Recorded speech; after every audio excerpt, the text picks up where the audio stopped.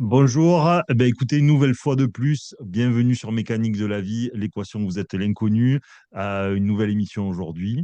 On continue avec un format qu'on a mis au jour récemment avec l'ami Joseph, qui, lui, ayant vagabondé sur les terrains de la littérature et de la philosophie, eh bien, peut nous faire part de ses connaissances, tout simplement, qu'on essaye de commenter. Je vous rappelle la règle, quand on parle d'auteurs, de philosophes, de penseurs, la règle est la suivante, je ne me cale que sur ce que dit Joseph, strictement. Voilà, tout ce qui est l'ensemble de l'œuvre n'est pas l'objet des remarques ou des critiques qui sont faites, hein. Donc, je le précise systématiquement. Donc, c'est un jeu, hein, c'est un jeu de réflexion auquel on se donne. Et en voici les règles. Donc, je vous prie à tous de ne pas réagir émotionnellement si certains sont des puristes, hein, de ceux dont on pourrait parler, par exemple. Voilà. Joseph, j'espère que tu vas bien, j'espère que tu es en forme aujourd'hui. Et, euh, et que nous as-tu concocté euh, en ce jour? Salut David et salut à tous les mécanos. Alors, je voudrais commencer par c'est une citation de Denis Marquet. C'est un philosophe que j'ai découvert, que j'aime beaucoup. Je pense qu'il pourrait être pas mal compatible avec Mécanique de la vie d'ailleurs. Et il dit, on ne souffre. Au niveau vraiment de la racine de toutes nos souffrances, on ne souffre que du manque d'amour, c'est-à-dire du manque de Dieu. Qu'est-ce que tu penses de ça? Alors, le gros problème quand on est un peu trop d'accord, c'est que parfois ça se passe de commentaires. Donc, de ce fait, l'inspiration ne vient pas. Mais on va essayer de faire une critique un peu athéiste, hein, de cette théorie-là pour rester quand même le plus constructif possible et pas qu'on rentre de suite dans la prise de position. La chose pour moi qui est essentielle de comprendre, c'est que si vous comprenez au bout d'un moment qu'il existe une origine créatrice, un créateur, donc c'est-à-dire une entité qui est incausée, qui a toujours été là et qui est une vibration d'amour absolu et créateur d'absolument tout. Eh bien, si vous comprenez ça, ça veut dire que toute nature engendrée, c'est-à-dire toute création, a vocation à retrouver l'unicité avec son créateur. C'est-à-dire que donc la création est un morcellement d'une origine absolue, tel que nous on le conceptualise, hein. Dans l'absolu, ce n'est pas le cas, mais donc c'est un morcellement, donc on est morcelé, donc nous sommes dans l'incarnation des êtres avec des manques, et nous essayons de retrouver ces parties manquantes dans une espèce de recherche d'unicité, mais sans comprendre non plus ce que nous recherchons. Et donc, nous essayons de la retrouver à travers ce que peut nous amener le monde horizontal. C'est pour ça que les notions de peur, de manque, de besoin sont reliées nativement au monde horizontal. J'ai faim, je suis relié à mon besoin de nourriture pour pouvoir faire prospérer mon corps physique, d'accord? J'ai froid, je dois me couvrir pour protéger mon corps physique. Je manque d'amour. Je vais devoir aller chercher l'amour parce que je n'en ai pas reçu assez, peut-être de mes parents, par exemple. Donc, c'est-à-dire que je vais arpenter le monde qui est la création, donc le monde qui nous concerne tous, celui de notre quotidien, pour essayer de trouver ce qui me manque à l'intérieur. Mais le problème, c'est que comme notre origine, elle est, euh, elle est intrinsèquement liée à Dieu, toute tentative de combler dans la création un manquement qui est dans le fond à l'intérieur de nous-mêmes, c'est-à-dire causal, c'est-à-dire à l'intérieur de notre nous, on relie à une cause, et notre cause intérieure est elle-même reliée à la cause qui relie absolument tout, c'est-à-dire le Créateur, c'est-à-dire Dieu. Donc dans le fond, toutes ces recherches-là sont vaines. C'est pour ça qu'aujourd'hui, en Occident, qu'on a la promesse, c'est-à-dire la sécurité, peut-être l'homme ou la femme de vos rêves, un foyer prospère parce que vous avez de l'argent, une belle maison, même si elle est payée des enfants, ben, vous voyez qu'aujourd'hui, le rêve occidental, en tout cas celui qu'on nous a mis dans chaque tête, ne suffit plus. C'est pour ça qu'à la fin, on va être malheureux, on va faire un burn-out, on va être insatisfait, on va divorcer 4 fois, parce qu'on va essayer de changer quelque chose dans notre vie pour combler ce quelque chose qui nous manque éternellement. Soit parce qu'on tombe dans la nuit, soit on tombe dans la dépression, soit on tombe dans l'angoisse, soit on tombe dans tout ce que vous pouvez imaginer. Et donc, le but, c'est de retrouver cette espèce d'unicité. Mais cette unicité, dans le fond, elle est forcément reliée au Créateur et ou à notre origine imposée qui est intérieure à nous-mêmes. En ce sens, et là, je rajouterai une chose avant de passer à une autre, c'est que toute émotion dans l'absolu est là pour vous ramener à Dieu.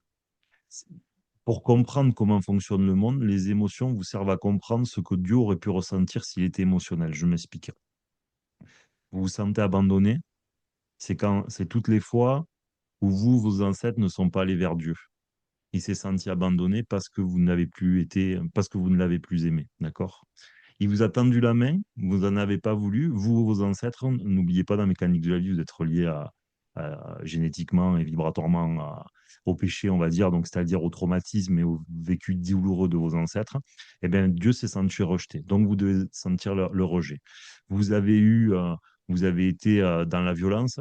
Eh bien, en fait, c'est Dieu qui a ressenti une violence quand vous n'avez pas voulu de son apaisement ou de sa compréhension, vous voyez? C'est-à-dire qu'en fait, l'ensemble des émotions qui existent ne sont là que pour vous faire comprendre l'invitation que Dieu a eue auprès de vous de vous en rapprocher un peu plus. C'est très difficile à expliquer, hein, Joseph, je ne sais pas si je me fais bien entendre. Dans le fond, tout le fonctionnement émotionnel n'est là que pour faire comprendre la relation qu'on aurait dû avoir à Dieu et que l'on n'a pas eu. Et pour le comprendre, nous devons ressentir ou voir ce que sont ces émotions avec nos interactions avec nos semblables humains, nos amis, nos amours, vos parents, vos descendants, ce que vous voulez. Voilà, votre travail, votre argent, votre animal. Voilà. Si effectivement, si effectivement, au bout d'un moment, vous arrivez à ne plus être dans le besoin de nourriture émotionnelle, c'est-à-dire que l'émotion positive nous permet de remplir quelque chose qui est à l'intérieur de nous et manquant. C'est à ça que sert l'émotion positive dans l'absolu. Eh bien, en fait, ça veut dire que vous retrouvez une partie de votre unicité. Donc, vous n'êtes plus l'esclave du monde horizontal, c'est-à-dire des autres, hein, de votre maison, de tout ce qui peut vous être donné autour de vous. Parce que vous avez retrouvé cette espèce d'unité intérieure qui vous relie ensuite à votre créateur. C'est très compliqué à expliquer, Joseph, en fait. Je suis parti dans un truc qui est très compliqué à expliquer. Est-ce que pour toi, je me suis bien fait comprendre? C'est-à-dire que les émotions ne servent qu'à vous rappeler à tous vos manquements vis-à-vis de Dieu. Tous vos C'est très manquements clair. vis-à-vis de Dieu. Tu l'as déjà expliqué plusieurs fois, mais là, je trouve que c'était très, très clair. Mais j'aurais deux trucs à dire par rapport à ça, du coup. De Euh, ce fait, donc, ouais, vas-y, sinon, vas-y. euh, tu t'insistes bien sur le fait que la seule relation absolue qu'on doit avoir, donc c'est la relation à la transcendance, c'est la relation verticale à Dieu, et donc ce manque d'amour, euh, enfin comment dire, notre manquement originel, enfin je sais pas comment on pourrait l'appeler, d'une manière ou d'une autre, c'est toujours vers Dieu, vers la verticalité qu'il faut se tourner et pas vers l'horizontalité, amour, amitié, famille, travail, argent, c'est-à-dire tous les liens horizontaux qu'on peut construire. C'est pas que c'est pas important, c'est pas que bien sûr c'est normal, on est des êtres d'incarnation, mais en aucun cas il ne faut comment dire, en aucun cas tu dois accorder trop d'importance ou trop d'attachement à tout ce qui est horizontal, parce qu'en dernière instance comment dire tu dois être surtout relié à la verticalité.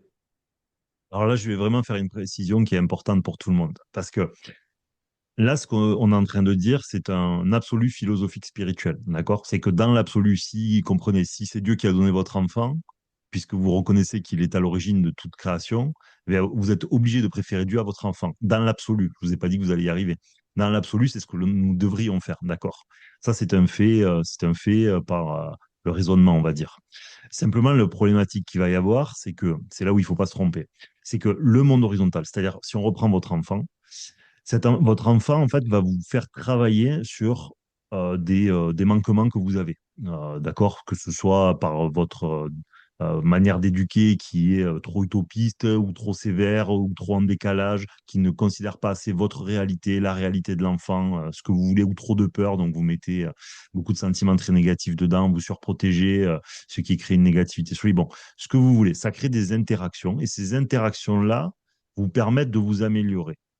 C'est ça qu'il faut comprendre. En vous améliorant, vous vous rapprochez de Dieu. C'est là où est le problème. C'est que si on dit aux gens, si on dit, et que les gens prennent les choses de manière littérale, rapprochez-vous de Dieu et ça suffit, en fait, on va finir par faire des fanatiques. Et le problème, c'est que la vie ne fonctionne pas comme ça. C'est parce que tu comprends ton rapport à ton enfant que tu t'améliores toi en tant qu'individu et en tant qu'éducateur que tu vas te rapprocher de Dieu. Si tu veux te rapprocher de Dieu sans améliorer ton comportement vis-à-vis des choses du monde horizontal, c'est-à-dire vous-même, les autres, la maison, le travail, la peur de ce que les autres vont penser de vous, etc., etc., bien, vous empêcherez de vous rapprocher de Dieu.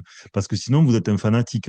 Un fanatique, c'est quelqu'un qui n'en a plus que pour Dieu, mais sans avoir compris le fonctionnement du monde horizontal et de ce qu'on appelle la vie. Et le problème, c'est que de ce fait, vous n'êtes pas une conscience supérieure. Donc, vous ne pouvez pas vous rapprocher de Dieu qui est la conscience supérieure. Le problème, il est là. Parce que si vous voulez vous rapprocher de l'origine créatrice, il faut que vous deveniez agréable. C'est ça le problème. Ce que je veux dire, et ça c'est important, je ne suis pas certain de l'avoir déjà dit, c'est que est-ce que vous allez parler à des plus grands architectes d'histoire de l'humanité, ou non, on va pas dire d'histoire de l'humanité, un des plus grands architectes, d'accord, si vous, votre vie, ça a été d'empiler quatre allumettes avec de la colle. Bon, normalement, vous n'êtes pas légitime parce que vous n'allez pas avoir grand-chose à lui apporter, ok? Même si les études ne font pas les qualités. Hein. C'est pas ce que je veux dire. Donc, pour se rapprocher de Dieu, à mon sens, la foi ne suffit pas. Il y a un ensemble de choses et il y a un ensemble d'éléments à faire grandir. Et notamment ce qui est de la compréhension de sa création. C'est-à-dire, plus vous allez comprendre sa création et plus vous allez appliquer ce que vous comprenez à vous-même pour vous adapter à cette même création, plus vous allez vous élever spirituellement, plus vous allez devenir attractif spirituellement, si je puis dire. Et donc, vous allez vous rapprocher de Dieu parce que vous devenez attractif pour lui. C'est comme si le but, c'était de pouvoir presque parler avec Dieu. J'exagère, hein, c'est juste pour imager. Mais est-ce que vous allez pas, est-ce que si vous êtes un grand architecte qui a fait euh, des, euh, des choses extraordinaires, est-ce que vous allez parler à quatre couleurs d'allumettes? Normalement, non. Vous pouvez leur parler 2 minutes, mais théoriquement, pour les projets que vous avez, il n'a pas grand-chose à vous amener, vous voyez? Voilà. Donc c'est une façon de vous imager, mais ça peut être la même chose avec un ingénieur qui fait un pont extrêmement complexe ou quelqu'un qui bosse sur l'énergie nucléaire, par exemple aussi. Voilà. Il faut comprendre que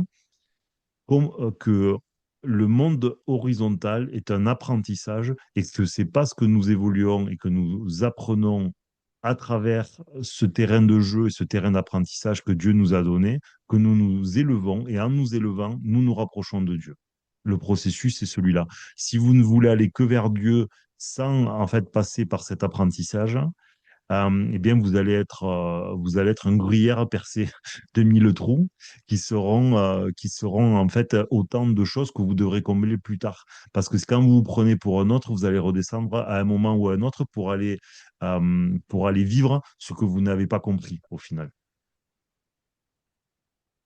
Oui, ben, de toute façon, ce serait, comment dire, ce serait assez étrange de dire, moi, je veux me rapprocher de Dieu, j'aime un Dieu qui est Dieu d'amour, et puis je me comporte super mal avec les gens, je suis insupportable avec le voisin, je suis autoritaire, je me comporte mal avec mes collègues, avec mes gamins, je pollue la planète, je fais n'importe, enfin, je prends l'avion tous les 4 matins.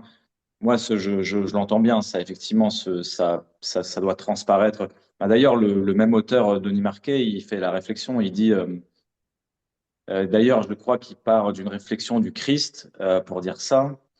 Il dit, réconcilie-toi d'abord avec tous ceux avec qui tu t'es embrouillé.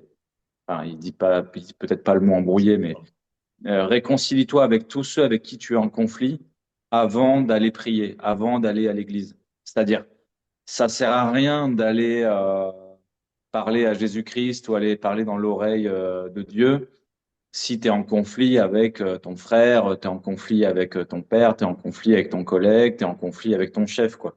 Faut que bien sûr, ça doit, comment dire. Ah, Incohérence. oui, voilà, c'est ça, parce que d'ailleurs, c'est une chose aussi que je voulais amener, c'est que la relation à Dieu, elle peut paraître abstraite, entre guillemets, si c'est juste, moi, je parle avec le grand tout-puissant, moi, j'ai une relation absolue avec l'absolu. Je veux dire, oui, ça peut s'entendre, mais ça pourrait paraître abstrait dit comme ça. C'est pour ça que, comme tu dis, En ça va transparaître. en fait, il y a un problème majeur à comprendre, c'est que si Dieu avait voulu, chacun avait sa planète. D'accord? Chacun avait sa planète et les règles seraient écrites dessus. OK? C'est pas le cas. Donc, à partir de là, ça veut dire que comprendre est un mécanisme subtil qui est à la fois partout devant nous et très compliqué à comprendre. Et donc, si Dieu a fait un monde avec toutes les interactions possibles, hein, toute la diversité possible ou presque, hein, parce que vous voyez bien, les civilisations sont différentes, les pays sont différents, les langues sont différentes, les coutumes sont différentes, les religions sont différentes, les gens sont différents.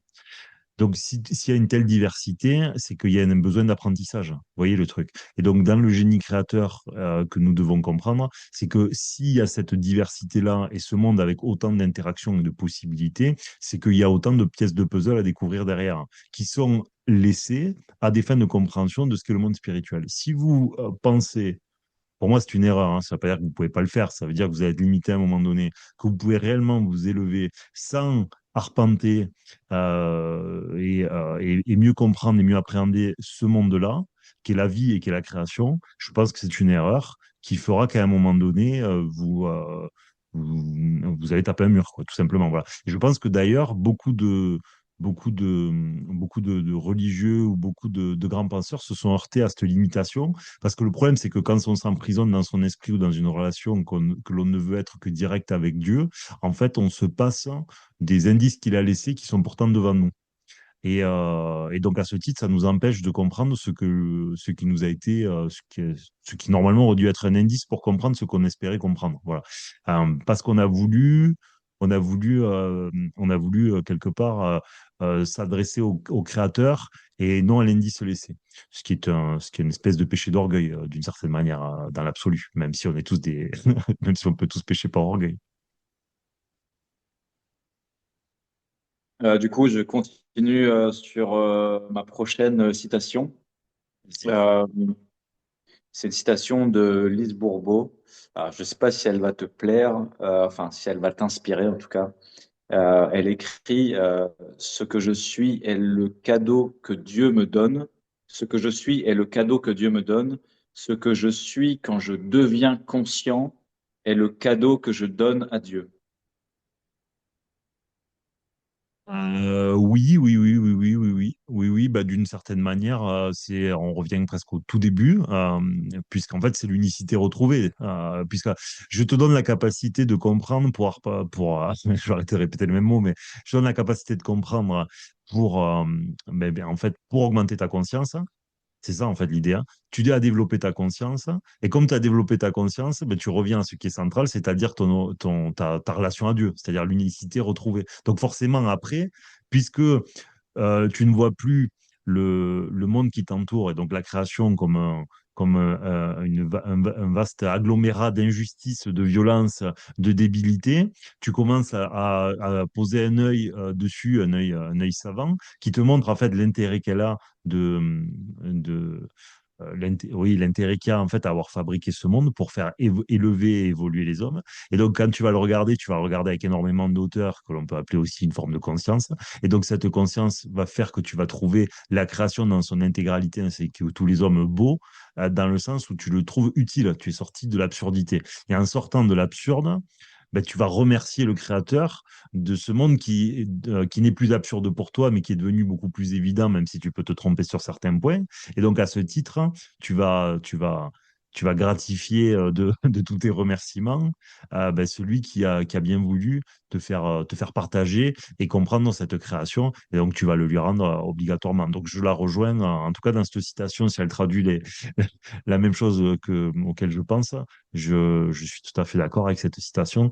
Ça paraît même être obligatoire. Ça paraît même être obligatoire.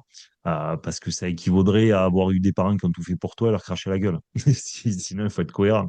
Voilà, si tu as des parents qui ont tout fait pour toi et qui ont toujours essayé d'être au top, même s'ils ont fait 1000 conneries et que ce n'était pas peut-être le mieux tel que toi tu le conceptualisais, au demeurant, tu dois reconnaître qu'ils ont fait quelque chose qui était dans ton intérêt. Et donc, si au bout d'un moment, votre cheminement vous amène à reconnaître que ce qui vous entoure a été fait dans votre intérêt, eh bien, vous êtes obligé de remercier le créateur, au final, de votre éducation ou le créateur de la vie. Après ça, j'avais noté une petite réflexion. Enfin, c'est plutôt une question que j'avais pour toi. Et je ne sais pas si on en a déjà parlé. Est-ce que tu penses qu'on peut résoudre tous les problèmes, les conflits, est-ce qu'on peut les résoudre par la communication? Ou est-ce que parfois la violence, alors pas forcément la violence physique, la violence verbale, est-ce qu'elle peut être légitime? Oui, bien évidemment que oui. Bien sûr que oui. Bien sûr que oui. En fait, il ne faut pas tout confondre. Il y a, il y a deux choses. Il y a toujours deux choses qui vont s'opposer. N'oublie pas la mécanique de la vie. C'est très simple. Plan humain, plan spirituel. Plan humain, en gros, monde physique, monde horizontal, la vie de tous les jours. Plan spirituel, mécanique quantique, vibratoire, hein, une chose peut être à deux endroits à la fois. Voilà, tous ces préceptes. Ça veut dire quoi? Ça veut dire que quand on le transpose à ce que dit Joseph, spirituellement, euh, et, euh, on va dire d'un point de vue de la conscience, normalement, sur le papier, on ne devrait jamais avoir à faire preuve de violence, qu'elle soit verbale comme physique. Sur le papier, dans l'absolu, c'est ce vers quoi il faudrait tendre, ok? Mais le problème, c'est que il y a une réalité qui est le monde physique. C'est le monde qui est devant nous, le monde qui nous entoure. Et dans ce monde-là, donc, le monde spirituel peut être parfois absent chez certains individus. Chez certaines personnes, le monde spirituel va être absent. Ça veut dire que pour que vous laissiez prospérer le monde horizontal, c'est-à-dire ce qu'on appelle communément la vie et la société, il est nécessaire parfois, pour pouvoir être compatible et vivre en harmonie avec ceux qui nous entourent, de briser, en fait, il y a des briseurs d'harmonie, et pour empêcher qu'ils ne continuent de briser cette harmonie jusqu'à aller jusqu'à la destruction de cette même société, il convient parfois chez certains individus de faire preuve de violence verbale ou physique. C'est dans l'ordre des choses. C'est ce qu'on appelle la punition. C'est comme ça qu'on mettait quelqu'un en prison ou qu'on faisait des exemples. C'est dans l'ordre des choses. Parce qu'il y a des gens qui ne peuvent entendre ni la communication, ni la douceur, ni le côté très maternant de je comprends pourquoi tu as fait ces bêtises. Parce que la douleur chez la personne est tellement grande à l'intérieur d'elle, la violence est tellement grande que ses oreilles ne fonctionnent plus. Son cœur ne fonctionne plus, il est brisé de l'intérieur. Mais le problème, c'est que quelqu'un qui est brisé, vous devez évaluer à quel point il est dangereux pour les autres. Parce que le problème, c'est que si vous laissez trop de briser dangereux, j'entends, hein, pour l'harmonie de votre société, eh bien, ce qui va se passer au bout d'un moment, c'est qu'il va lui-même être un créateur de discorde dans votre société qui va s'autodétruire ensuite. Parce que toutes les injustices que vous laissez prospérer viennent à se propager et à se diffuser largement. Donc, obligatoirement, un être de conscience, normalement, doit comprendre que pour que l'harmonie de sa société, qui, elle, n'est pas remplie de gens de conscience, de paix, de tolérance et de toutes ces choses-là, doit faire parfois des exemples ou doit faire parfois des choses que lui-même dans l'absolu ne ferait pas, mais qui sont nécessaires à la prospérité. Parce que le problème, c'est toujours la même histoire. Aujourd'hui, on est dans la pensée, on est dans la pensée magique, si vous voulez, qui ne considère plus du tout la nature humaine. Ben, laissez faire le mal, et donc il va se propager. C'est dans l'ordre des choses, c'est dans sa nature. Ça ne veut pas dire qu'on ne comprend pas la personne qui fait ces choses-là, mais ça veut dire qu'on ne veut pas que le mal se propage, parce qu'à la fin, euh, quelqu'un qui a le mal en lui va faire peut-être du mal à une personne, il en va faire à deux, à trois, à cinq. Sauf que ces cinq-là, vous avez détruit cinq personnes qui elles-mêmes, comme elles sont détruites, hein, vont détruire d'une manière ou d'une autre les autres, hein, soit parce qu'en fait, ils sont tellement au fond du seau émotionnellement que ça va devenir des pollueurs émotionnels pour tout le monde parce qu'on va essayer de les aider. Et en fait, vous avez une société qui peu à peu se disloque. Et puis en même temps, C'est une forme de déconnexion parce que que l'on appelle la vie est un monde dans lequel à l'intérieur il y a des justices et des injustices. Et ce monde-là est un monde qui, pour qu'il puisse être compris, se doit d'être avec des gens qui vont faire des saloperies, parce que l'injustice est nécessaire à certains, ou la violence est nécessaire à certains pour qu'elle soit comprise. Et pour qu'elle soit comprise, elle est nécessaire, mais ça ne veut pas dire que vous avez compris que cette violence était nécessaire. Mais en même temps, si vous êtes dans un poste ou à un moment qui le permet, vous devez malgré tout vous opposer ou la condamner. Je pense qu'il y en a plein qui n'auront pas compris ce que j'ai voulu dire, hein. Je te le cache pas. En tout cas, sur la fin. Le problème, c'est que il faut encore une fois pas confondre philosophiquement. Oui, je me vois dans l'autre, hein, mais en même temps, je me dois pour la masse de te traiter équitablement, enfin plutôt justement. Et justement, c'est te condamner. Te condamner, tout dépend ce que tu as fait. Ça peut être par le verbal, ça peut être par la prison, ça peut être par ce que tu veux. Voilà. C'est, c'est un cas de figure où en fait tout dépend de ce que nous parlons et tout dépend de la société dans laquelle nous sommes. Et en fonction, tu réagis en fonction de tous ces paramètres-là, si tu veux. Oui, je pense que ça fait appel, ce que tu dis, ça fait aussi appel beaucoup à notre discernement. Parce que par exemple, je sais pas, moi, t'es en conflit, t'es en conflit avec un tel, entre le fait de te voir dans l'autre, de comprendre, entre guillemets, ça c'est la partie peace and love, enfin c'est la partie aussi intelligente, c'est-à-dire c'est la partie sage en toi, tu essayes de comprendre, tu essayes de l'accepter aussi, tu essayes de comprendre l'autre, pourquoi il a fait ça, Et après, il y a la partie où, comment dire, enfin je le dis de manière très simple, hein, tu as la partie aussi où toi-même, tu dois, comme tu dis, tu dois pouvoir aussi être capable de combattre l'injustice, de pas être quelqu'un qui est juste dans la compréhension et te dire, bon, ben, je me vois dans l'autre. Parce que ça, c'est un problème qui peut être assez compliqué quelque part. Parce que de te dire, moi, je suis spirituel, alors je suis tout le temps dans la bienveillance, je suis tout le temps dans la compréhension, je suis tout le temps dans quelque part. Ça, c'est vrai que c'est une partie qui est importante, mais il y a aussi une partie où tu dois être capable de combattre l'injustice et le mal qui existe aussi en ce bas monde, quoi. Tout dépend, en fait, tout dépend. Parce que le problème, c'est que c'est un sujet qui est, en fait, il faudrait prendre des cas de figure. Le problème, c'est que là, on essaye de faire une pensée généraliste qui marche partout et c'est pas le cas. C'est pour ça qu'en fait, tout dépend de ce que l'on est en train de parler, en fait. Euh, dans le fond, quelqu'un qui va, à mon sens, s'élever beaucoup, va finir hors du monde un peu. C'est dans l'ordre des choses. Tôt ou tard, à un certain stade, il va être un peu en dehors du monde. Il pourra être compatible avec ce monde, mais il sera un peu en dehors du monde. Parce que, parce qu'en fait, il sait qu'il est nécessaire. Tu comprends? Au bout d'un moment, c'est bien de condamner la violence, mais euh, la violence, si tu veux, c'est un mécanisme d'ajustement. Tu comprends le truc? Là, par exemple, si je te prends un cas concret, l'Occident a érigé la violence comme l'horreur ultime, tout en faisant des guerres permanentes, justifiées parce qu'on est le bien. Bon, le bien faisait quelques morts dans certains pays et au nom du bien, on en a fait des millions. Donc, est-ce que la violence, on l'a fait, ben, on l'a propagée ou pas pour derrière mettre des régimes pires encore, hein. Je vous renvoie à l'Irak ou à la Syrie. Est-ce que la violence globale y a gagné? Je crois pas. Tu vois? Donc, le problème aujourd'hui, c'est on a une déconnexion dans notre considération de ce qu'est le bien et le mal, une déconnexion complète, hein. On ne comprend pas que le fonctionnement civilisationnel de certains peuples n'a rien à voir avec d'autres, hein, qui donnent des leçons de morale à tout le monde, alors qu'en fait, ce sont les pires. Et donc, en fait, le bien et le mal est devenu très altéré, et nos considérations pour le bien et le mal est très altérées. Voilà. Mais le problème, c'est que des fois, il vaut mieux faire un peu de mal. C'est-à-dire, en fait, pour arrêter qu'il se propage, vous prenez vos responsabilités. La chose, elle est là. Et c'est depuis que la société occidentale, par exemple, a arrêté de nommer le mal et de le traiter, qu'il s'est propagé comme jamais. Donc, les sociétés qui sont devenues les plus violentes sont les plus tolérantes. Voilà. Vous n'avez qu'à voir les statistiques. Voilà. Il n'y a que le tiers-monde et encore, qui a des statistiques pareilles à la fin. Voilà, donc la non-violence fait qu'à un moment donné, vous tendez un arc qui, parce que vous n'avez pas voulu considérer comment fonctionnait le monde, va vous renvoyer ce rééquilibrage 100 fois plus dans la gueule.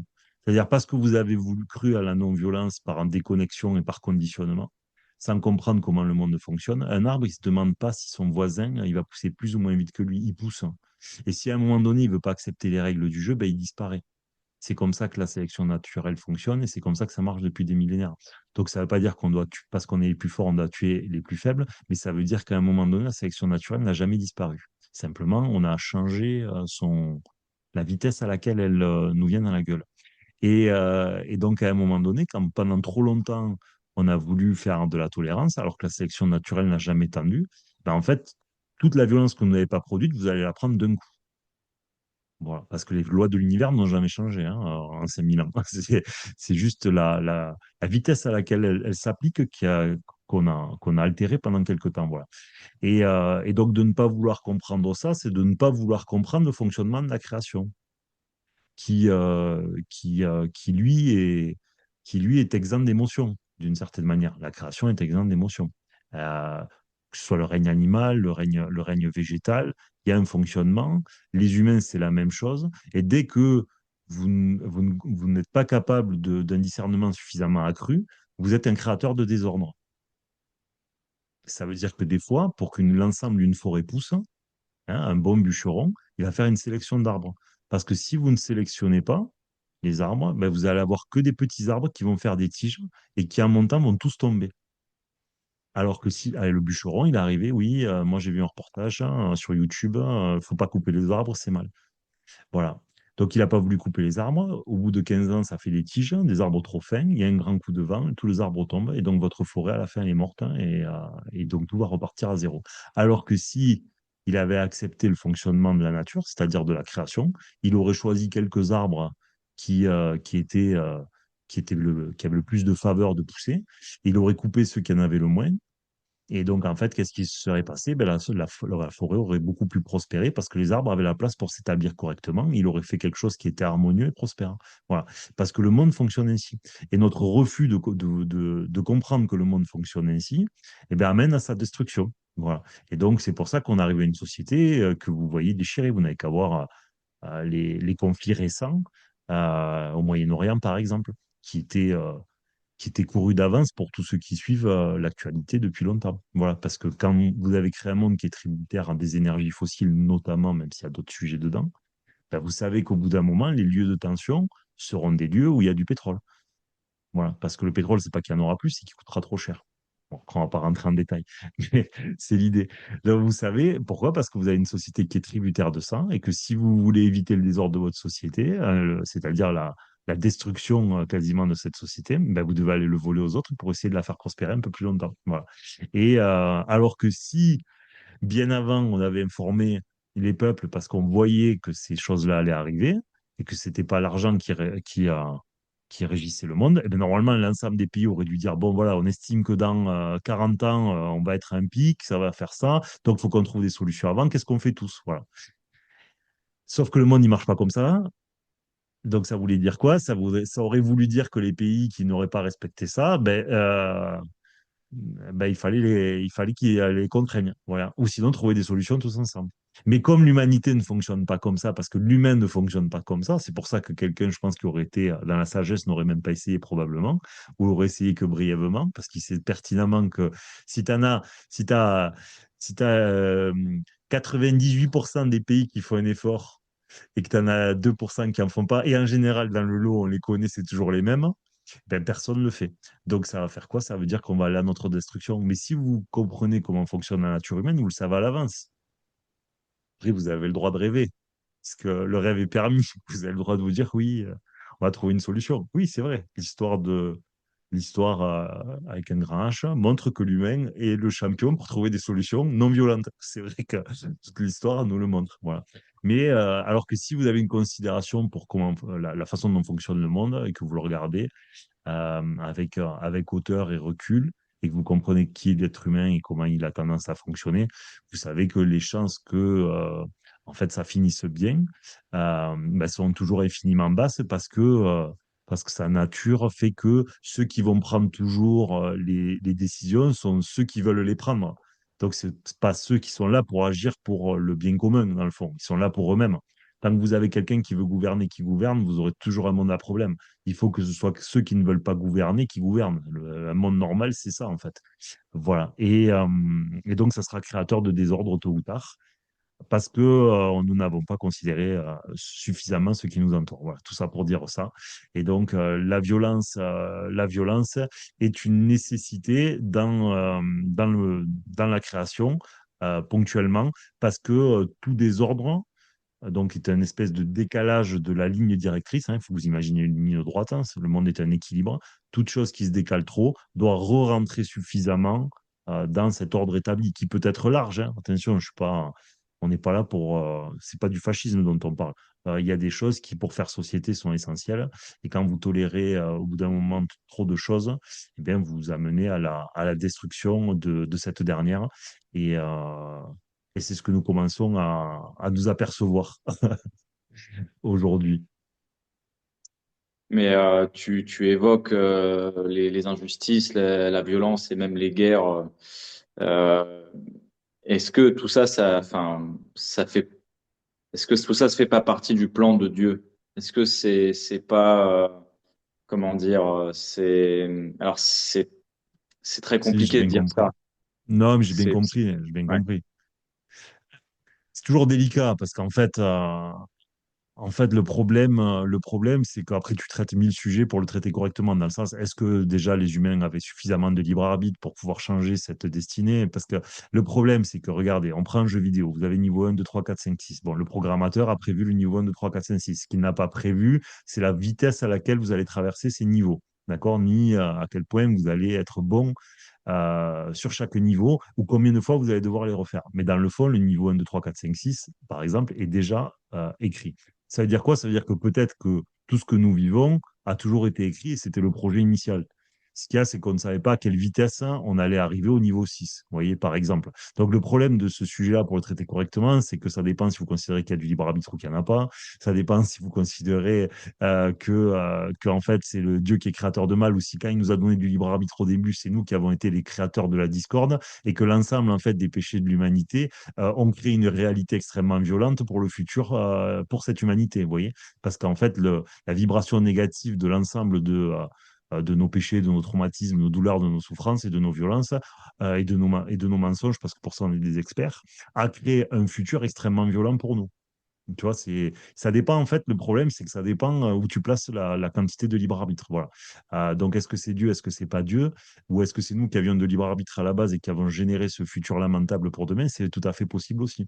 Ou sinon, c'est le créateur qui avait toujours prévu que ça finirait comme ça, parce que c'est le jeu, parce que la mort au sens physique existe, mais au sens spirituel n'existe pas, et que de ce fait, qu'à la fin, ça finisse un peu dans le drama eh bien, en fait, est dans l'ordre naturel des choses parce que nous y avons consenti. Parce que là, on trouve ça injuste, mais qui nous dit que nous n'étions pas tous assis à la table du Créateur avant en disant, ben moi, ton truc là, ton expérience que tu appelles la vie, là, moi j'ai envie d'y aller parce que j'ai envie de faire évoluer ma conscience. Bon, peut-être qu'on y a tous consenti. Donc on trouve ça injuste aujourd'hui parce qu'on a oublié ce consentement parce qu'il est avant l'incarnation. Mais dans le fond, s'il faut, on l'a toujours su. On a toujours été d'accord et donc c'est la raison pour laquelle nous le vivons. Parce qu'à la seconde où on va mourir, ben, on va se souvenir qu'en fait on y avait consenti. Voilà. Et donc de ce fait, ça ne jure en rien, ça ne jure en rien sur le reste. Voilà. Donc est-ce que c'est les humains, est-ce que c'est nous qui, par les péchés commis, avons créé cette réalité au fil des siècles et même des millénaires, ou est-ce qu'elle était établie d'avance, à chacun de voir midi à sa porte? À chacun de voir midi à sa porte. Il est possible que c'est nous qui l'avons nous-mêmes créé parce qu'à la base, nous avions du libre arbitre, mais que notre libre arbitre, c'est un peu le péché original, si vous prenez chez les chrétiens. C'est-à-dire que vous avez tout qui vous est donné, symboliquement, j'entends, vous prenez le jardin d'Éden, vous mordez dans le, dans le fruit défendu. Donc, maintenant, c'est la connaissance. Vous devez apprendre la connaissance pour réaccéder au jardin d'Éden, qui est la symbolique votre nature lumineuse, si je puis dire. Donc, pour comprendre la connaissance, c'est pas dans les livres que vous allez apprendre, c'est dans c'est dans vos gènes, c'est dans votre intériorité. Donc, à partir de là, la connaissance, elle ne passe pas par le livre, elle passe par l'apprentissage, par le vécu.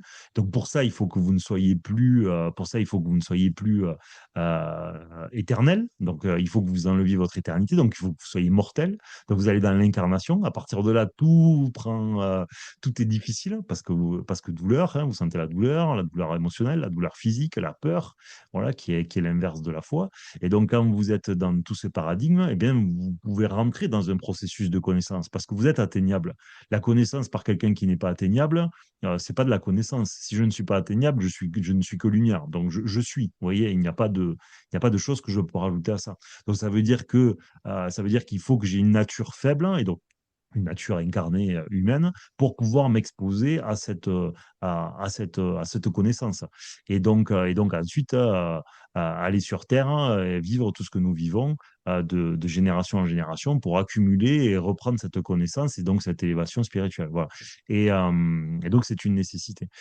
C'est une nécessité de ce fait que le monde soit tel qu'il est, d'une certaine manière. Donc, il y a deux, il y a les deux opposés. Bon, peut-être un jour, je vous dirai ce que moi j'en pense le plus. Là, c'est comme on est sur le podcast public, le but, c'est de faire réfléchir donc à chacun de voir midi à sa porte et ce qui lui paraît le plus tendancieux. Mais il est probable que c'est nous qui avons créé cette réalité de violence parce qu'à la base, nous avions du libre arbitre et que Mais, nous avons d'être adonnés à trop d'abominations pour ne pas créer ce futur-là. mais tu vois, par exemple, si on revient un peu à la philosophie, si tu prends, c'est quand même les trois plus grands philosophes allemands, tu vois, et donc peut-être probablement les trois plus grands philosophes de l'histoire de l'humanité. Tu vois, c'est Leibniz, Kant et Hegel. Et ils disent, en gros, enfin, grosso modo, pour eux, comment dire, la, tout ce qu'on pourrait appeler la négativité, donc, enfin, le mal, la guerre, les conflits, c'est un, comment dire, c'est un plan. Je crois que la phrase de Kant, c'est de dire, c'est un plan caché de la nature. En fait, l'histoire, la nature suit un plan et se sert en fait quelque part, se sert de la part la part passionnelle, destructrice chez l'être humain, se sert de ça en fait justement pour progresser, pour qu'il y ait une progression de l'histoire et pour qu'il, enfin, tu vois, il voyait vraiment un sens, il voyait vraiment un sens derrière tout ça. Enfin, par exemple, Leibniz, bah, c'est celui il a développé la théorie de la théodicée, c'est-à-dire le mal, si tu veux, le mal, c'est ce qui va servir à un bien plus grand, c'est ce qui va permettre un bien plus grand. Voilà, je te fais la version rapide, hein. Euh, Kant, en fait, ce serait intéressant, il faudrait que je retrouve, c'est un peu loin dans mes souvenirs de philo, mais pour Kant, il y avait l'idée que on a l'impression que l'histoire de l'humanité, c'est que des guerres, tu vois, des massacres, des viols, mais que quelque part, à chaque fois, ça permet à l'humanité d'arriver à un stade supérieur. Et tu vois, cette idée, elle est reprise par Hegel, parce que tu vois, enfin, Leibniz, c'est 17e, Kant, 18e, Hegel, 19e. Et Hegel reprend ça aussi, tu vois, pour lui, il appelle ça comment dire, lui, il appelle ça la négativité, je crois. C'est en gros, il, il arrive que l'histoire de l'humanité, entre guillemets, connaisse des régressions, entre guillemets, tu vois, des involutions pour permettre après un stade Et moi, d'évolution je considère, supérieur. Moi, je trouve que c'est dans l'ordre des choses. C'est ce que j'explique par le niveau qui se complexifie. C'est-à-dire que le problème, c'est que si tu joues à un jeu de vidéo et qu'en fait le niveau 1 est le même que le niveau 2, que le niveau 3, que le niveau 4, ainsi de suite, ça n'a aucun sens, si tu veux, parce que tu ne t'améliores pas. Tu t'améliores pas et tu tombes dans la nuit même. Et tu peux pas faire grandir ta conscience si tu reviens inlassablement à la même chose. Donc, obligatoirement, les niveaux doivent se complexifier. Donc, il faut faire germer des nouveaux niveaux. Donc, il est fort probable que la création de ce fait, il y a une partie qui soit écrite, hein, c'est-à-dire on doit évoluer dans une direction. C'est-à-dire qu'en fait, vous êtes obligé de passer par le niveau 1, 2, 3, 4, 5, 6, 7, 8, mais que dans chaque niveau, il y a une porte, ou trois portes, si vous voulez, qui vous amène au 6 bis, d'accord? Rue de l'Arme Atomique, tu vois, par exemple. Voilà. Mais ça dépend si quand tu as traversé le niveau, tu t'es dit, ouais, le champignon, je vais y sauter dessus, ou tu t'es dit, tiens, je vais le torturer pendant 3 heures, tu vois, ça va être ma Game Boy. Et en fait, je vais tellement le rendre fou et l'humilier que en fait, que le champignon, quand tu vas le torturer à Mario, ben, tu vas tellement l'humilier qu'il va dégager de l'humiliation à plein tube. Et que si tu humilies tous les champignons, ben, tu viens de générer plein de négativité. Et toute cette négativité va ouvrir la porte 6 bis. Tu sais, 6 bis, rue de l'Arme Atomique, utilisée ou pas, tu vois. Et dans la rue 6 bis, qui mène évidemment au niveau 7 derrière, ben, dans la rue 6 bis, il y a la 6 bis bis, qui est on va l'utiliser, on va pas l'utiliser, par exemple, tu vois. Et je pense que le monde fonctionne ainsi. C'est-à-dire qu'il y avait des niveaux qui ont toujours été établis par le créateur, niveau 1, 3, 4, 5, 6, et que de temps en temps, selon comment on a évolué dans le niveau en question, eh bien, on a ouvert des sous-portes dans ce niveau qu'on n'était pas obligé d'ouvrir et qui nous amènent à des leçons. Appelons-le comme ça. Appelons-le comme ça. Voilà, moi, c'est ce que j'aurais tendance à penser. Ça ne veut pas dire que j'ai raison, hein. Ça ne veut pas dire que j'ai raison. En tous les cas, on ne le saura jamais, soyons honnêtes. Là, c'est une expérience de pensée que l'on fait. Mais ça me Ouais, paraît logique parce que ça cause beaucoup, beaucoup de cases, en fait. même, comment dire, alors, enfin, sans faire un parallèle total, mais c'est souvent ce qu'on peut constater enfin, en tout cas, à l'échelon individuel dans nos vies. C'est-à-dire il arrive qu'on traverse des épreuves, des moments très compliqués, et parfois même ça peut durer, tu vois. Enfin, tu te dis, par exemple, cette galère, elle a duré 1 an, ça dure 2 ans, 3 ans, 4 ans, et tu comprends après coup que, parce que justement, en fait, tu sais, enfin, il y a quelques temps, j'avais envie de relire l'histoire de Joseph, tu sais, dans la Genèse, tout début de la Bible. Il y a l'épisode de Joseph où tu sais, c'est une histoire, il est trahi par ses frères, il va être vendu en Égypte, il va être réduit en esclavage, il va connaître toute une série d'injustices, des péripéties, etc. Mais il garde toujours profondément la foi en Dieu. Et jusqu'au jour où, bon, je te fais pas toute l'histoire en détail, le pharaon le fait appeler directement et le nomme gouverneur d'Égypte. Enfin, en gros, ça devient l'homme le plus puissant parce qu'en gros, il a rendu un énorme service à Pharaon. Il a réussi à lire dans ses rêves, donc il a réussi à débloquer plein de trucs. Ça me revient au fur et à mesure. Et Joseph, en fait, devient presque du jour au lendemain, après 14 ans, je crois, ça dure 14 ans de galère, où il ne fait que s'enfoncer, s'enfoncer, s'enfoncer, alors qu'en plus, il avait un comportement pratiquement irréprochable. Et il ne fait que s'enfoncer, s'enfoncer, s'enfoncer. Et au bout de 14 ans, comme ça, du jour au lendemain, boum, il devient l'homme le plus puissant d'Égypte. Et finalement, ça faisait quelque part, ça faisait partie du plan de Dieu, parce que quand il va retrouver ses frères, parce que ses frères, ils crèvent la dalle, les Hébreux connaissent la famine, et les Hébreux arrivent en Égypte, et là, ils voient leurs frères qu'ils ont vendus, Joseph, qu'ils l'ont vendu aux Égyptiens il y a 15 ans, et Joseph va leur pardonner, et Joseph, il leur dit, le mal que vous avez fait, Dieu l'a transformé en bien. C'est-à-dire, en gros, bah, vous m'avez vendu parce que vous étiez jaloux, parce que vous m'avez vendu, vous m'avez trahi. Mais quelque part, ce mal, Dieu, il s'en est servi pour faire un bien supérieur. Et finalement, je ne serais pas Sûr, devenu ce que tu serais devenu sans ça. moi, dans la mécanique de la vie, je dis toujours le mal est l'ouvrier utile du bien, mais c'est difficile de dire ça parce qu'il y a des gens qui ont une vie tellement compliquée, qui ont vécu tellement des choses qui leur semblent injustes que c'est normal que ça soit inaudible. Mais Voilà, c'est ça. philosophiquement comme spirituellement, bah, c'est tout à fait logique. Surtout qu'à un moment donné, au bout d'un moment, vous finissez par regarder que vous ne naissez pas neuf et que en fait, vous faites écho à l'histoire de vos prédécesseurs. Et donc, nous sommes des pécheurs qui nous transforment, enfin, qui nous transmettons nos traumatismes de génération en génération. Donc, quelque part, nos péchés, sauf si vous croyez que le hasard existe, hein, auquel cas, ben, je vous renvoie à des très bons mathématiciens qui vous montreront probablement que c'est pas trop le cas, ou que c'est peu probablement le cas en tout cas, parce qu'ils ne pourront vous faire que des probabilités. Donc, oui, je ne peux que le valider, et même ça se passe même de commentaires à mon sens, parce que maintenant que ça fait 2 ans et demi qu'il y a mécanique de la vie, je peux pas continuer à réexpliquer ça inlassablement, clairement. Et donc aussi, toute la difficulté, c'est de réussir à garder la foi aussi. C'est ça qui est dur aussi dans certaines situations.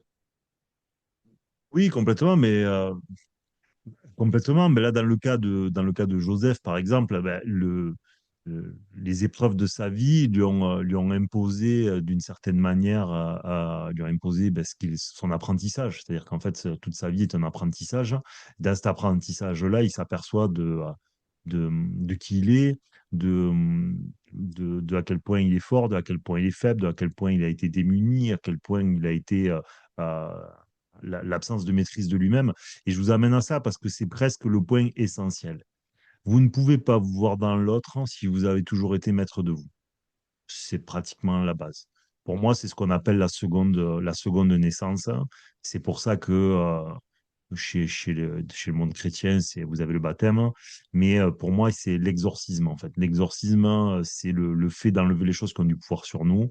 Et à un certain stade, vous avez au moins une naissance, voire deux naissances de vie à vivre, qui est les moments où vous allez être complètement démunis. Ces moments où vous êtes démunis. Parce que tant que vous n'êtes pas complètement démunis, vous pouvez penser que vous vous devez les choses, que vous auriez fait mieux à la place des autres. Et tant que vous pensez ça, ben, c'est comme si vous aviez une cible sur vous-même. C'est comme si vous mettiez une cible sur vous-même parce qu'en fait, vous devez être snipé, tout simplement parce qu'il faudra que vous ne vous apparteniez plus. Il faudra que vous ayez dans les bas-fonds de vous-même, de voir à quel point vous êtes sans solution, à quel point vous êtes démuni pour comprendre que si à ce moment-là, vous n'êtes pas capable de mettre la tête hors de l'eau, ben, ça veut dire qu'il y en a qui naissent avec ce bagage-là, avec ces pensées-là, avec ces difficultés-là, en permanence ou plus fortes que vous. Et donc, à partir de là, maintenant, une fois que vous avez vécu ça, ou que vous l'avez vu chez les autres, parce que de temps en temps, certains peuvent avoir suffisamment d'empathie pour pas avoir à le vivre, le voir chez les autres, même si c'est un peu difficile, ou sinon, en tout cas, chez eux, ça sera bref. Ben, à partir de là, c'est ce qui s'est passé pour Joseph, c'est que comme il s'est vu tellement faible, tellement démuni, ben, il s'est dit, ben, au final, je peux être n'importe qui si je suis dans la détresse et le désarroi le plus total.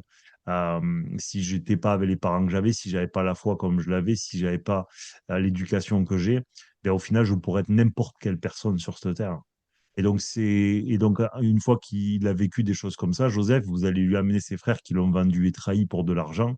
Ben, il va regarder ses frères, il va se dire, mais si j'avais été aussi démuni que vous, parce qu'il y en a, ils sont démunis intellectuellement, hein, il n'y a pas que spirituellement, il n'y a pas que par le vécu qu'on est démuni. Il y en a qui sont démunis juste intellectuellement. Ils peuvent pas voir quatre paramètres simples de la vie. C'est aussi une des choses qui font que nous sommes tous différents. Et bien, voir que l'autre est démuni dans son incapacité à avoir une vue d'ensemble, ben, c'est aussi le regarder avec amour parce que vous savez que si vous, votre cerveau, il était comme celui de celui qui est en face de vous, ben, vous n'auriez peut-être pas pu faire beaucoup mieux que lui. Vous voyez? Et donc, en fait, tout l'apprentissage est fabriqué à cette fin, vous voir dans l'autre, hein, en fait, tout simplement. Et pour moi, la vie de Joseph était utile pour qu'il puisse se voir dans l'autre. Toutefois, s'il avait fait ce travail-là beaucoup plus vite, il est fort probable que ses frères seraient présentés à lui beaucoup plus vite. Ou peut-être que s'il était né en comprenant ça presque directement, mais là, ça ne serait pas été Joseph, ça aurait été plutôt Jésus, eh bien, il n'avait pas besoin que ses frères le trahissent. Parce que ce n'était pas utile, tu comprends? Puisqu'il n'avait pas besoin de se voir dans lui, puisqu'il se voyait directement dans eux. Au final, tu vis les choses qui te sont utiles, beaucoup pour comprendre ce que tu as à comprendre. Ou que ceux qui sont autour de toi comprennent aussi. Parce que des fois, ce n'est pas vous qui allez comprendre, c'est ceux qui sont à côté de vous. Vous servez le jeu. Donc, quelle que soit l'épreuve, même l'épreuve la plus rude qui se présente à nous, en fin de compte, la seule chose qu'on devrait garder profondément, c'est la foi. Au fond, oui. Se dire qu'il y a une utilité et que si pour le moment on est dans l'extrême détresse et l'absurde, dans le fond, ça a une utilité. Au pire des cas, à mon sens, vous soldez un péché que vous soldez une dette ou un traumatisme d'un de vos ancêtres que vous ne connaissez pas. Mais c'est votre ancêtre, mais votre ancêtre, c'est vous, puisque le gène est le même. Donc, il ne faut pas vous voir comme une division, mais il faut vous voir comme une addition. Vous êtes une unité. Alors, La division, est-ce que, c'est un concept mental et humain. Dans le fond, il n'y a qu'une unité, puisque l'énergie est partout dans tout. Entre deux choses, il y a toujours quelque chose, donc on est tous reliés. Donc, dans le fond, la division est une conception qui est rationnelle humaine, mais dans le fond, elle n'existe pas. je veux être sûr de comprendre ce que tu viens de dire. Euh, quand il t'arrive, donc à chaque fois qu'il t'arrive une tuile, il y aura forcément une utilité pour toi, enfin, ou alors ça peut être la résultance du transgénérationnel. Oui, mais c'est utile quand même. Donc c'est les deux. Ouais, dans tous les cas, c'est utile. Sinon, en fait, tu reviens à un dieu injuste. Tu reviens à un problème d'un dieu injuste. Donc après, ça te fait traiter d'autres problèmes. Moi, mon ça, ce n'est pas injuste parce que tu peux pas avoir un monde totalement précis, mais injuste. C'est pas possible. Donc soit ce n'est pas un dieu d'amour, il est injuste, soit c'est un dieu d'amour, il est juste. Simplement, tu ne comprends pas l'objet de ce qui t'arrive, et donc ça résonne en injustice. Mais dans le fond, moi, peut-être je peux te regarder et je trouve pas ça injuste, tu vois. Donc, qu'est-ce qui est juste, qu'est-ce qui est injuste? C'est injuste de ton point de vue. Mais dans l'absolu, ça ne l'est peut-être pas. C'est simplement que tu ne sais pas ce que tu es en train de rééquilibrer, ou tu ne sais pas que ce que tu es en train de vivre, tu le verras comme une bénédiction, mais dans 10 ans, quand ça sera passé, tu vois. C'est comme quand tu reprends les amours de jeunesse ou les choses comme ça. Tu vois, tu peux être, les sensibles vont être dans la tragédie la plus totale. Et en fait, 4 ans plus tard, tu vas dire, punaise, heureusement que j'ai pas fini avec lui ou heureusement que j'ai pas fini avec elle, tu vois, parce que ça aurait été catastrophique, hein. Voilà. Donc au final, on le comprend, mais quelques années plus tard. Simplement, l'émotionnel nous empêche d'être lucide dans ces moments-là parce que l'instant est douloureux. Ok, ouais, c'est très clair pour moi. Bah, je te remercie. Moi, j'avais pas noté plus de questions de ma part. Ben écoutez, merci de nous avoir suivis. Merci à Joseph. Alors, je vous le rappelle à tous, on a un Patreon qui est une appli sur laquelle on fait des réunions tous ensemble, on fait des lives, il y a des chats, il y a du contenu exclusif, etc. Donc, n'hésitez pas à le rejoindre. N'hésitez pas à le rejoindre. C'est vraiment excellent. Ça nous permet, on va encore plus loin sur le Patreon, ça nous permet d'interagir les uns les autres. Donc, n'hésitez pas à nous rejoindre. Merci à tous de suivre Mécanique de la vie. Pensez à liker, commenter pour le référencement, ce serait merveilleux. Vous pouvez nous retrouver sur pratiquement l'ensemble des plateformes de podcast importantes, sur YouTube également. Et nous vous remercions à tous. Et je remercie une fois de plus Joseph de, euh, de son interview et de m'avoir donné le change aujourd'hui. Merci à toi, Joseph. Et à très bientôt dans un nouvel épisode de Mécanique de la vie.